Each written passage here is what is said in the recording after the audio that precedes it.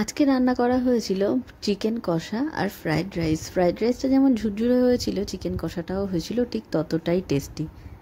Hello friends, কেমন আছো তোমরা সবাই? আশা করছি সকলে খুব ভালো আছো। আজকে তোমাদের সাথে শেয়ার করব একদম অথেন্টিক চিকেন কষার রেসিপি। তো চলো শুরু করা যাক। দেখো, এখানে চিকেনটাকে সব কিছু দিয়ে ম্যারিনেট করে নেওয়া হচ্ছে। রান্নাটা কিন্তু করছে আমার ছোট ননদ। তো দেখো, এখানে সব কিছু দিয়ে মানে পেঁয়াজ বাটা, পেঁয়াজ কুচোনো, আদা জিরে বাটা, লঙ্কা বাটা, রসুন বাটা, লবণ, সর্ষের তেল, হলুদ গুঁড়ো আর লঙ্কার গুঁড়ো, এই সব কিছু দিয়ে ভালো করে মাখিয়ে নিল মাংসটাকে। আর হ্যাঁ, সর্ষের তেল দিতে ভুলবে না। তো যাই হোক, 1 ঘন্টা পর্যন্ত ম্যারিনেশন রেখেছিল মাংসটার। এবারে দেখো, তেলটা গরম হয়ে গেলে তাতে দিয়ে দিল তেজপাতা আর মাংসটা দিয়ে দিল।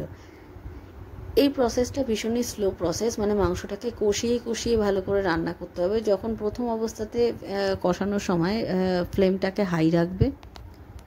তো দেখো, ভালো করে মাংসটাকে কষিয়ে নিচ্ছে, একদম হালকা হাতে মাংসটাকে নাড়িয়ে নাড়িয়ে কষাতে হবে। তো দেখো, তেল ছেড়ে গেলে মাংসটা থেকে দিয়ে দিল টমেটো বাটা।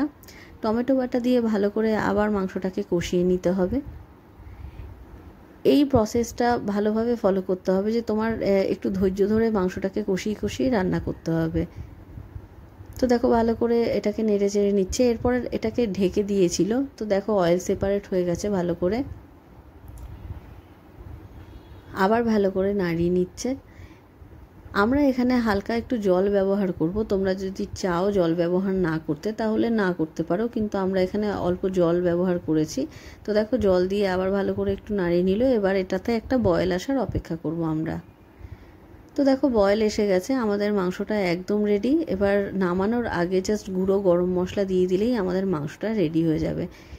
এর থেকে সহজ প্রসেসে চিকেন আশা করছি হয় না। একদমই এটা ব্যাচেলার চিকেন কারিও বলতে পারো, আর একদম অথেন্টিক চিকেন কষাও বলতে পারো।